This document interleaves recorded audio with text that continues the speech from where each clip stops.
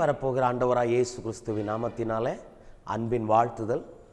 பிரியமான தேவ பிள்ளைகளே, இந்த நாளிலும் ஒரு வேத வசனத்தோடு கூட உங்களை சந்திப்பதில் மிகுந்த மகிழ்ச்சி. ஆண்டவராகிய கர்த்தர் கிருபையினாலும் இரக்கத்தினாலும் இம்மட்டுமாய் நடத்தி வருகிறார். அவருடைய கிருபை பெரியது, அவருடைய இரக்கம் பெரியது, அவருடைய தயவு பெரியதாய் இருக்கிறது. ஆகையினால அவருடைய கிருபையில் நாம் வாழ்ந்து ஜீவிக்கும் போது நிச்சயமாக அவர் நம்மை ஆசீர்வதிப்பார்.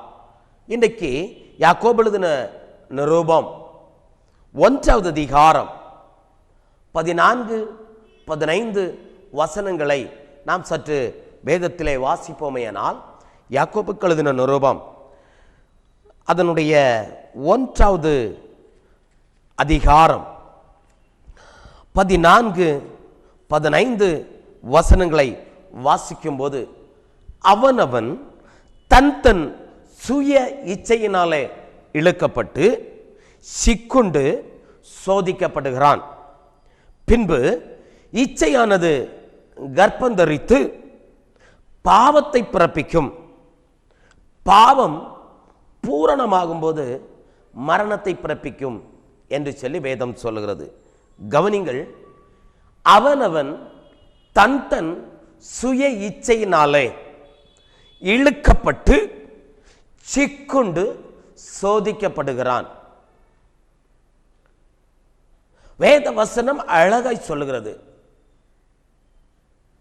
அவனவன் தன் சுய இச்சை, ஆசை, அந்த விருப்பம், அந்த இச்சையினாலே இழுக்கப்பட்டவர்களாக, அந்த இச்சை ஒவ்வொரு மனிதனையும் ஒவ்வொரு விதமான இச்சை இழுத்து கொண்டே இருக்கும். சிலரை பார்ப்பீர்களேனால் மண்ணுக்கு மேல இச்சை, சொத்து வாங்கணும், சுகம், அடுத்தவங்க சொத்தை எப்படியாவது எல்லக்கல்ல பிடிங்கி மாற்றி போட்டு அந்த சொத்தை அபகரிக்கணும், மண்ணுக்கு மேலே ஆசை. சிலரை பார்த்தீங்கன்னா பணத்துக்கு மேலே ஆசை. பணம் பணம் என்ன செய்தாலும் தொட்டாலும் பேசினாலும் பணம், அவர்களுக்கு தேவை பணம். இப்படியாக அநேகரை நான் சொல்ல முடியும். ஒவ்வொருவருடைய வாழ்க்கையிலும் ஒவ்வொரு விதங்களில் அவர்கள் இச்சை அவர்களுடைய இருதயத்தை குடிகொண்டிருக்கிறது. எனக்கு பிரியமான தேவ பிள்ளைகளை, அவருடைய வாழ்க்கையில இருக்கிற அந்த இச்சையின் காரணத்து நிமித்தம் அந்த இச்சை அவர்களுடைய வாழ்க்கையில இருந்து ஜீவிதத்திலே நன்மை பயக்க முடியாதபடி என்ன செய்கிறதாம் பாருங்கள், தன் தன் சுய இச்சையினாலே இழுக்கப்பட்டு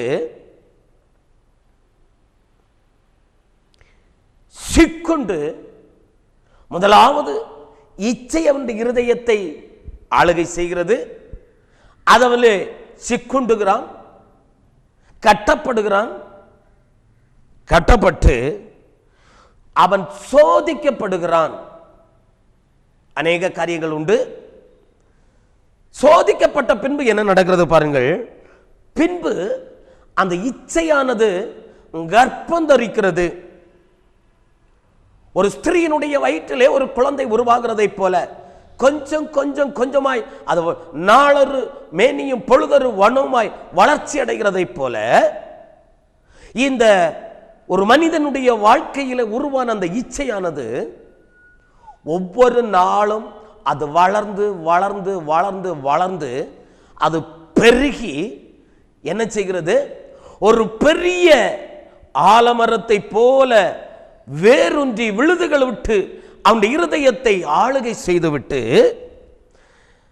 கர்ப்பந்தரித்து அது பிறக்கும் போது பாவத்தை பிறப்பிக்கிறது. இருதயத்தில் இருக்கிற அந்த இச்சை ஆலமரத்தை போல வேர் விட்டு விழுது விட்டு நல்ல ஸ்ட்ராங்கா அந்த இருதயத்தை ஆளுகை செய்து கொண்டு வெளியே புறப்பட்டு வரும் பொழுது பாவத்தை திரளாய் பிறப்பிக்கிறதா இருக்கிறது.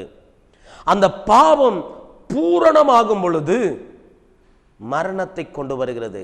நீங்கள் ஒருவேளை கேட்கலாம், இந்த பூமியில வாழ்ந்த நல்லோரும் மரிக்கிறார்கள், பெரியோரும் மரிக்கிறார்கள், பரிசுத்தவான்களும் மரிக்கிறார்கள், துன்மார்க்கனும் மரிக்கிறான், பாவிகளும் மரிக்கிறார். உண்மை. வேதம் சொல்கிறது, ஒரே தரம் பிறப்பதும் பின்பு மரிப்பதும் பின்பு நியாயத்தீர்ப்படைவதும் மனுஷனுக்கு நியமிக்கப்பட்டிருக்கிறது. அப்படியானால் நம்முடைய வாழ்க்கையில் நம்ம பிறப்பதும் நம்ம மரிப்பதும் எல்லா மனுஷனுக்கும் நியமிக்கப்பட்டதுதான். அதில் விசேஷம் என்னவென்றால், வாழுகிற வாழ்க்கையின்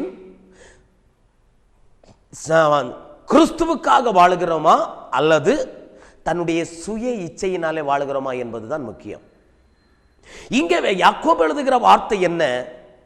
சில மனிதர்கள் தன்னுடைய இச்சையினாலே இழுக்கப்படுகிறார்கள், இழுக்கப்பட்டு சோதிக்கப்பட்டு விழுந்து போகிறார்கள். வேதத்தில் இருந்து இப்படிப்பட்ட அனுபவங்களை உடைய தேவ மனுஷர்களை நான் உங்களுக்கு சுட்டிக்காட்ட விரும்புகிறேன். என்னோடு கூட திருப்பிக் கொள்வீர்களேனால் வேதம் என்ன சொல்லுகிறது என்று வாசிக்கலாம்.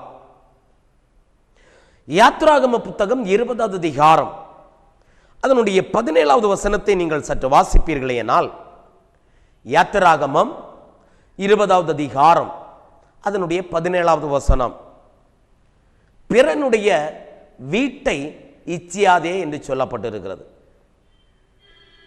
நான் வாசித்த வேத வசனத்தின் அடிப்படை என்ன? அவனவன் தன் தன் சுய இச்சையினாலே இழுக்கப்படுகிறான். இச்சை. ஆண்டவராகிய கர்த்தர் தம்முடைய ஜனங்களுக்கு 10 கட்டளைகளை கொடுக்கும் பொழுது கொடுத்த வார்த்தையிலே ஒரு வார்த்தை, பிறனுடைய வீட்டை இச்சியாதிருப்பாயாக. பிறனுடைய வீட்டையோ பிறனுடைய நிலத்தையோ எதையுமே நாம் இச்சிக்க கூடாது என்று எழுதப்பட்டிருக்கிறது. ஆம், மீகாவின் புஸ்தகம் 2வது அதிகாரம் 2வது வசனத்தை நீங்கள் வாசிப்பீர்களேனால், பிரியமானவர்களே, வயல்களை இச்சித்து அபகரிப்பவனுக்கு ஐயோ என்று எழுதப்பட்டிருக்கிறது. வயல்களை இச்சித்து அபகரிப்பவனுக்கு ஐயோ. அவனுடைய வாழ்க்கையில அவன் நியாய தீர்ப்பின் நாட்களிலே அவன் கொண்டு வந்து வைக்கப்படுகிறான். இந்த பூமியிலே அவனுடைய சன்னதி வேதனைகளை அனுபவிக்கும், உபத்திரவங்களை அனுபவிக்கும் என்று வேதம் சொல்லுகிறது. பிறனுடைய வீட்டை இச்சியாதிருப்பாயாக. கருமையானவர்களை, இன்றைக்கு அநேக ஜனங்கள் தன்னுடைய வாழ்க்கையை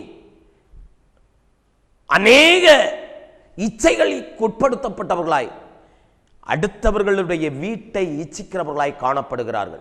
அவருடைய வஸ்துக்களை இச்சிக்கிறவர்களாய் காணப்படுகிறார்கள். அவருடைய நிலங்களை ஆக்கிரமித்துக் கொள்கிறவர்களாய் காணப்படுகிறார்கள். ஏழைகளை வஞ்சிக்கிறார்கள், ஏழைகளை வேதனைப்படுத்துகிறார்கள், ஏழைகளை உபத்திரவப்படுத்துகிறார்கள். கவனிக்க வேண்டாம். 1 ராஜாக்கள் 21வது அதிகாரம் 1 முதல் 16 முடிய உள்ள வேத வசனங்களை நீங்கள் சற்று வாசிப்பீர்களேனால், ஆகாப் என்று சொல்லக்கூடிய ஒரு ராஜாவை குறித்து வேதம் என்ன சொல்லுகிறது? 1 ராஜாக்கள் 21வது அதிகாரம் 1 முதல் 16 முடிய உள்ள வேத வசனங்கள். ஆகாப் என்று சொல்லக்கூடிய ஒரு ராஜா, தேசத்துக்கே ராஜா. இவனுடைய அரண்மனையோடு தொட்டு பக்கத்தில் நாபால் என்று சொல்லக்கூடிய ஒரு மனிதனுடைய ஒரு கீரை தோட்டம் இருந்தது. ராஜாவுக்கு அநேக சொத்துக்கள் உண்டு, அநேக காரியங்கள் உண்டு. ராஜாவினுடைய ஆசை என்ன? ராஜாவுக்கு இச்சை என்ன? தனக்கு எல்லாம் நிறைவாய் இருந்த பொழுதும் அந்த கீரை தோட்டத்துக்கு மேல ஒரு ஆசை, அந்த கீரை தோட்டத்தின் மேல ஒரு பற்று, அந்த கீரை தோட்டத்துக்கு மேல ஒரு இச்சை. ஆகையினால நாபாலிடத்திலே கேட்கிறான், இந்த கீரை தோட்டத்தை எனக்கு தா என்று சொல்லி. அவன் சொல்லுகிறான், என் பிதாக்களுடைய சுதந்திரத்தை நான் அடுத்து உமக்கு தராதிருப்பேனாக என்று சொல்லி. இந்த வார்த்தை அவனுடைய இருதயத்தை வேதனைப்படுத்திற்று. நான் தேசத்தின் ராஜா, நான் கேட்ட இந்த தேசத்தினுடைய ராஜாவாய் இருக்கிற நான் கேட்ட இந்த கீரை தோட்டத்தை அவன் தரவில்லை என்று சொல்லி துக்க முகமாய் போய் கிடக்கிறான். எனக்கு பிரியமானவர்களே, இந்த மனைவி எசபேல் வருகிறாள். யா ராஜாவே, ஏன் இப்படி இருக்கிறீர் என்று சொல்லி கேட்கிறான். என் அரண்மனையோடு தொட்டு இருக்கிற கீரை தோட்டத்தை நாபாலிடத்திலே நான் கேட்டேன், அவன் எனக்கு தரமாட்டேன் என்று சொல்லிவிட்டான். இந்த தந்திரமுள்ள ஸ்திரீ என்ன சொல்கிறாள் பாருங்கள். யா, இதற்காகவா நீ அழுகிறாய்? இதற்காகவா நீ துக்கப்படுகிறாய்? கவலைப்படாதையும், நீ போய் புசித்து சந்தோஷப்படும், நான் அதை பார்த்துக் கொள்கிறேன் என்று சொல்லுகிறான். நாபால் இருக்கிற தேசத்தின் மூப்பர்களுக்கு ஒரு கடிதத்தை எழுதுகிறாள். உபவாசம் என்று அறிவித்து நாபாலை முன்னாடி விட்டு அவனுக்கு விரோதமாய் சாட்சிகளை ஏற்படுத்தி அவனை கல்லறிந்து கொல்லுங்கள் என்று சொல்லுகிறார். கவனிங்கள், ஒரு சின்ன ஒரு கீரை தோட்டத்துக்காக வேண்டி ஒரு தேவ மனிதனுடைய ஜீவனை எடுக்கும்படியாக எசபேல் என்று சொல்லக்கூடிய ஒரு ஸ்திரீ அந்த பரிசுத்தவானுடைய அந்த ஜீவிதத்தை நொறுக்கிப்படும்படியாக அவள் எழும்புகிறாள். என கேட்கிற அருமையான தேவ பிள்ளையே, வேதம் என்ன சொல்லுகிறது?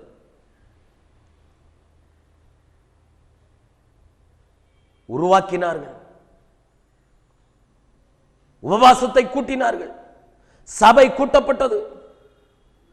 சபை கூட்டப்பட்டு நாபோத்தை கொண்டு வந்து முன்பாக நிறுத்தி அவனுக்கு விரோதமாய் பேலியாளுடைய மக்களை ஏற்படுத்தி அவனுக்கு விரோதமாய் சாட்சி சொன்னார்கள். நாபோத் தவறு செய்தான் என்று சொல்லி கல்லறிந்து கொண்டார்கள். என் ஆண்டவராகிய கர்த்தர் தீர்க்கதரிசியினிடத்திலே சொல்லுகிறார், போ, ஆகாபை பார்த்து சொல், நாபோத்தினுடைய ரத்தத்தை நக்கின இடத்துல உன்னுடைய ரத்தத்தையும் நாய்கள் நக்கும் என்று சொல்லு என்று சொன்னான். அதிர்ந்து போனான் ராஜா. பிரியமான தேவ பிள்ளைகளே, வேதத்தை நீங்கள் சற்று வாசிப்பீர்களேனால் 21வது அதிகாரம் 19வது வசனம் சொல்லுகிறது, நாபோத் ரத்தம் நக்கின இடத்திலே ஆகாபினுடைய ரத்தத்தை ஆமென் நாய்கள் நக்கும். 21வது அதிகாரம் 23வது வசனம் சொல்லுகிறது, எசபேலை நாய்கள் தின்னும் என்று சொல்லுகிறார். ஆம், ஒரு சின்ன ஒரு கீரை தோட்டத்தை அபகரித்துக் கொள்ளும்படியாக அவனுக்குண்டான அந்த ஈச்சை, அவனுக்குண்டான அந்த ஆசை, அவனுக்கு மேலிருந்து அவனுடைய ஆமென் அந்த கீரை தோட்டத்தின் மேலிருந்து அவனுடைய பற்று என்ன நடந்தது? கொலை செய்கிற அளவுக்கு எழும்பினதினால தேவனாகிய கர்த்தர் அந்த குடும்பத்தை அழிக்கும்படியாய் இறங்கி வருகிறார். நடந்தது என்ன? 22வது அதிகாரம் 1 ராஜாக்கள் 22வது அதிகாரம் 38வது வசனத்தை வாசித்து பாருங்கள். பிரியமான தேவ பிள்ளைகளே, ஒரு யுத்தத்தில் ஏதேச்சையாய் வந்த ஒரு அம்பு ஆகாபினுடைய சரீரத்தை தொலைத்து போட்டது. சாயங்காலம் மட்டும் ரதத்திலே நின்று அவன் மரித்து போனான். அவனை அடக்கம் பண்ணிவிட்டு அவனுடைய ரத்தத்தை குளத்திலே கழுவும் பொழுது அந்த ரத்தத்தை நாய்கள் நக்கிற்று. தேவனுடைய வார்த்தை அப்படியே நிறைவேறிற்று. ஒரு நீதிமானுடைய இரத்தப்பழி அந்த குடும்பத்தை எப்படி அழிக்கிறது பாருங்கள். 2 ராஜாக்கள் 9வது அதிகாரத்தை நீங்கள் சற்று திருப்பிக் கொள்வீர்களேனால் 30 முதல் 37 வரை உள்ள வசனங்களை நீங்கள் வாசித்து பாருங்கள். பிரியமான தேவ பிள்ளையே,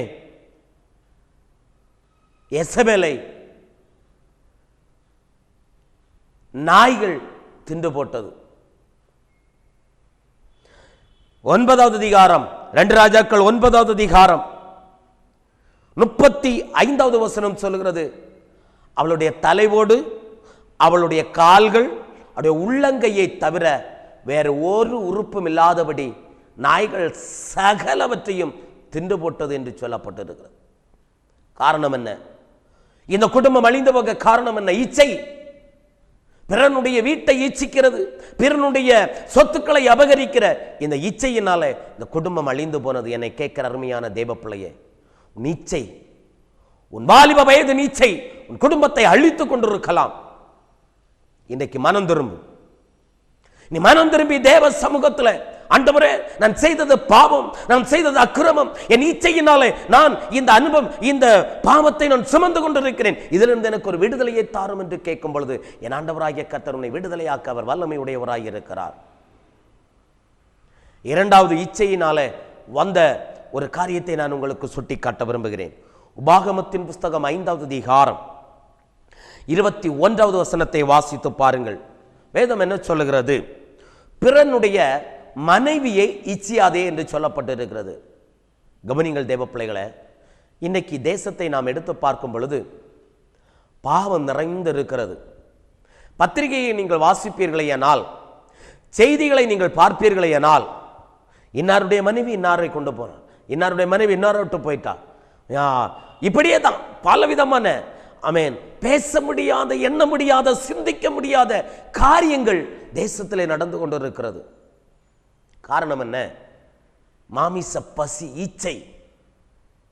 அந்த இச்சையினால அநேகருடைய குடும்பங்கள் அழிந்து கொண்டிருக்கிறது. நீங்கள் பத்திரிகைகளில் கூட அநேக சம்பவங்களை வாசித்திருப்பீர்கள். பிள்ளைகளை கொலை செய்கிறார்கள், புருஷனை கொலை செய்கிறார், புருஷன் மனைவியை கொலை செய்கிறான், பிள்ளைகளை கொலை செய்கிறான், பிள்ளைகள் பெற்றோரை கொலை செய்கிறார்கள், பெற்றோர் பிள்ளைகளை கொலை செய்து விடுகிறார்கள், உறவுகளை கொலை செய்கிறார்கள். ஏன்? தன்னுடைய மாமிச இச்சையை நிறைவேற்றும்படியாக, அந்த மாமிச இச்சைக்கு இடம் கொடுத்து பிறனுடைய மனைவியை இச்சித்து எடுத்துக்கொள்ளும்படியாக பிரயாசப்படுகிறார்கள். என்னை கேட்கிற அருமையான தேவ பிள்ளைகளை, கர்த்தர் இதை அனுமதிக்கவில்லை. என் ஆண்டவராகிய கர்த்தருடைய வார்த்தை தெளிவாய் சொல்கிறது, நீ பிறனுடைய மனைவியை ஈச்சியாதிருப்பாயாக. அந்த இச்சை உன்னுடைய வாழ்க்கையில் வேதனைகளை கொண்டு வரும். ஆமென். 2 தீமோத்தேயு 2வது அதிகாரம் 22வது வசனத்தை வாசித்து பாருங்கள். பாலியத்துக்குரிய இச்சைகளுக்கு விலகி ஓடு என்று சொல்லி அப்போஸ்தலனாகிய பவுல் தீமோத்தேயுக்கு எழுதும் பொழுது எழுதுகிறார். பாலியத்துக்குரிய இச்சைகள், விபச்சாரங்கள், வேசித்தனங்கள், பாவம் நெருங்கி வரும். யோசேப்பை பாருங்கள், யோசேப்பை பாவம் நெருங்கி வந்தது. பாவத்தை தேடி யோசேப்பு போகவில்லை, யோசேப்பை தேடி பாவம் வந்தது. என்ன செய்தான்? அவன் சொன்னான், இவ்வளவு பெரிய பொல்லாப்பை கர்த்தருக்கு விரோதமாய் செய்வது எப்படி என்று கேட்டுவிட்டு பாவத்தை விட்டுவிட்டு வஸ்திரத்தை உதறி தள்ளிவிட்டு, நான் நிர்வாணமாய் இருந்தாலும் பரவாயில்லை என்று சொல்லி தன் வஸ்திரத்தை, சால்வையை உதறி தள்ளிவிட்டு பாவத்தை தேடாதபடி ஓடினான். இன்றைக்கோ பாவத்தை தேடி ஓடுகிற அநேகர் இருக்கிறார்கள். விசுவாச பிள்ளைகள் கூட, கர்த்தரை ஆராதிக்கிற பிள்ளைகள் கூட இன்னைக்கு கர்த்தரை தேடி ஓடுகிறார்கள். என்னை கேட்கிற தேவ பிள்ளையே, என்னை கேட்கிற அருமையான விசுவாச குடும்பமே, நீ பாலியத்துக்குரிய இச்சைகளை தேடி ஓடுவாயனால் உன்னுடைய வாழ்க்கையில உபத்திரவங்கள் வரும், வாழ்க்கையில மேன்மை இல்லை. ஆமென். மத்தேயு 5வது அதிகாரம் 28வது வசனம் என்ன சொல்லுகிறது? ஒரு ஸ்திரீயை இச்சையோடு பார்க்கும் பொழுதே அவளோடு நீ விபச்சாரம் செய்தாயிற்று, ஆகையினால் விபச்சாரம் என்பது தேவனுக்கு விரோதமான பாவம். எப்படி? ஒரு ஸ்திரீயை நீ இச்சையோடு, அவளுடைய அழகை ரசித்து இச்சையோடு நீ அவளை பார்க்கும் பொழுது அவளோடு நீ விபச்சாரம் செய்தாயிற்று. அவ்வளவு பெரிய தீங்குக்கு நீ உடன்பட வேண்டுமா? இவ்வளவு பெரிய தீங்குக்கு நீ உடன்பட்டு நரகாக்கினைக்கு நீ உட்பட வேண்டுமா என்பதை சிந்தித்து பார்த்து, தேவனுடைய பிள்ளையே, நீ இந்த பாலியத்துக்குரிய இந்த தீமைகளை விட்டு நீ விலகி ஓடுவாயனால் கர்த்தர் உன்னை ஆசீர்வதிக்கிறவராய், உன்னை மேன்மைப்படுத்துகிறவராய் இருக்கிறார். நீதிமொழிகளின் புஸ்தகம் 6வது அதிகாரம் 25வது வசனம் சொல்கிறது, நீ உன்னுடைய இருதயத்திலே அவள் அழகை இச்சியாதே. இயேசு கிறிஸ்து சொல்லும் பொழுது சொன்னார், உன்னுடைய இருதயத்திலே ஒரு ஸ்திரீயை இச்சையோடு பார்த்தாலே பாவம் என்று சொல். நீதிமொழிகளின் புஸ்தகத்தில் எழுதப்பட்டிருக்கிறது, நீ உன் இருதயத்தில் கூட அவள் அழகை இச்சியாதே என்று சொல்லப்பட்டிருக்கிறது. அப்படியானால் பிறருடைய ஸ்திரீயை, மனைவியை இச்சிக்கும் பொழுது எவ்வளவு பெரிய பாவம் நம்முடைய வாழ்க்கையில வருகிறது என்பதை சிந்தித்து பாருங்கள். இப்படித்தான் 2 சாமுவேலின் புஸ்தகம் 11வது அதிகாரம் 2வது வசனத்தை வாசிக்கும் பொழுது, ராஜாக்கள் யுத்தம் பண்ண வேண்டிய நாட்கள் வந்த பொழுது யுத்தத்துக்கு போக வேண்டிய தாவீது தன்னுடைய சேனை முழுவதையும் யுத்தத்துக்கு அனுப்பிவிட்டு தான் ராஜ அரண்மனையிலே இருக்கிறார். ஒரு நாள் என்ன நடக்கிறது? அந்த அரண்மனையினுடைய உப்பரிகையிலே உலாவிக் கொண்டிருக்கிறார். உலாவிக் கொண்டிருக்கும் பொழுது கீழ்ப்பகுதியிலே ஸ்நானம் பண்ணுகிற, குளித்துக் கொண்டிருக்கிற ஒரு ஸ்திரீயினுடைய அழகை கண்டு மயங்கி இச்சித்து அவளை யார் என்று விசாரிக்கிறார். அவள் உரியாவின் இராணுவ வீரனாகிய உரியாவினுடைய மனைவி என்று சொல்லி அவனுக்கு சொல்லப்படுகிறது. சொல்லப்பட்டு அவருடைய அழகை அவன் இச்சித்ததினால வேதம் சொல்லுகிறது, அவளை கொண்டு வர செய்து அவளோடு கூட விபச்சாரம் செய்து அவளோடு கூட சேர்ந்து அவன் என்ன செய்தான்? அவளை தீட்டுப்படுத்தினான். தீட்டுப்படுத்தி அவளை அனுப்பிவிட்டான். வேதம் சொல்லுகிறது, அவள் கர்ப்பவதியான உடனே தாவீதுக்கு சொல்லி அனுப்பினாள். தாவீது என்ன செய்கிறான்? தந்திரமா யோசிக்கிறான். பாருங்கள், தாவீது தேவனுக்கு பிரியமானவன். ஆனால் அவனுடைய தந்திர யோசனையை பாருங்கள். அவன் உரியாவை வரவழைத்து உரியாவை சொல்லுகிறான், நீ களைப்போடு பிரயாணத்திலிருந்து வந்தவன் அல்லவா, யுத்தத்திலிருந்து வந்தவன் அல்லவா, நீ உன் மனைவியோடு சேர்ந்து என்று சொல்லி அவனை முன்னாடி அனுப்பிட்டு அவனுக்கு பின்பாக காணிக்கையும் அனுப்புகிறான்.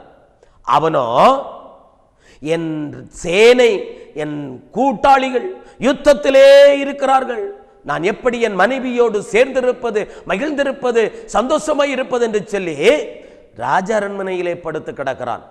பிரியமான தேவ பிள்ளைகளே, நடந்தது என்ன?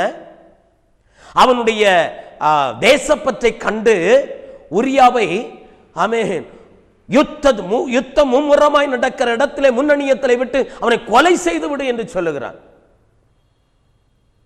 கொலை செய்து விட்டார்கள். கொலை செய்த பின்பு உரியாவின் மனைவியையும் அவன் எடுத்துக்கொண்டான். பச்சைவேளை. என கேட்கிற தேவ பிள்ளையே, வேதம் என்ன சொல்லுகிறது? பிறனுடைய மனைவியை ஈச்சியாது இருப்பாயா? தாவீதுடைய வாழ்க்கையை பாருங்க. தாவீதுடைய வாழ்க்கையில் பிறனுடைய மனைவியை ஈச்சித்தது மாத்திரமல்ல, கொலை செய்யவும் அவன் தூண்டப்பட்டான். இதன் நிமித்தம் அந்த பிள்ளையை கர்த்தர் அடித்தார். அந்த பிள்ளை செத்து போனது, மரித்து போனது என்று சொல்லுகிறார். என கேட்கிற அருமையான விசுவாச குடும்பங்களே, என கேட்கிற அருமையான தேவனுடைய பிள்ளைகளே,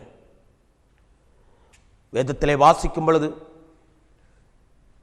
இச்சை மனிதனுடைய வாழ்க்கையில வேதனைகளையும் உபத்திரவங்களையும் உண்டாக்கி அவனுடைய வாழ்க்கையில் ஆசீர்வாதங்களை பெற்று அனுபவிக்க முடியாதபடி தேவனுடைய அன்பை விட்டு கிருபையை விட்டு புறக்கணித்து விடும் என்பதிலே நீங்கள் எல்லளவும் மறந்து போக வேண்டாம். மூன்றாவதாக ஒரு காரியத்தை சொல்லி ஆமேன் நான் ஜெபிக்க விரும்புகிறேன்.